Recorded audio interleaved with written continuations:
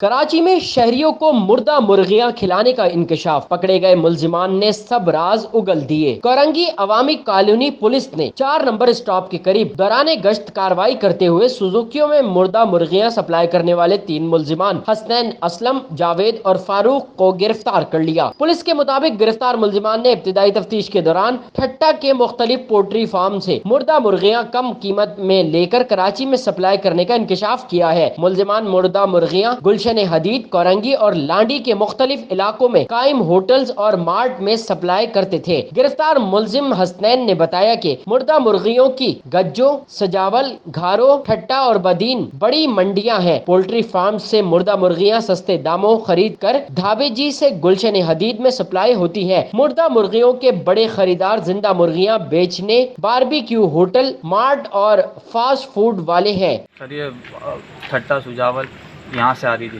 اور یہ کہاں کہاں سپلائی ہوتا ہے؟ اب نابی جی سے اسٹارٹ ہوتی ہے، گلشن حدید پہ آ کے ختم ہوتی ہے۔ مری ہوئی مرغیاں ہیں، مطلب ثابت۔ گلشن حدید کی تو تقریباً 15-16 دکانیں ہوں گی گلشن حدید کی، باقی 4-5 مارٹ ہیں اور باقی باربیکیوز والے۔ گرفتار ملزم حسنین نے مزید انکشاف کرتے ہوئے بتایا کہ ایک پولٹری فارم سے 200 سے 400 مردہ مرغیاں مل جاتی ہیں۔ 750 سے زائد مرغیاں سپلائی کر کے بچی ہوئی مردہ مرغیاں اسٹاک کے لیے گودام پر لاتے ہیں۔ پکڑے جانے والے ملزمان کورنگی کے رہائشی ہیں۔ کامران ملک نامی شخص مکروہ دھندے کا مالک ہے۔ ملزم نے کہا کہ ہمارا کام صرف سپلائی دینا ہے، رقم مالک کامران ملک وصول کرتا ہے۔ پولیس کے مطابق ملزم کامران ملک کی گرفتاری کے لیے مزید چھاپے مارے جا رہے ہیں، جسے جلد گرفتار کر لیا جائے گا۔ سید نعمان گل، C110 نیوز، کراچی۔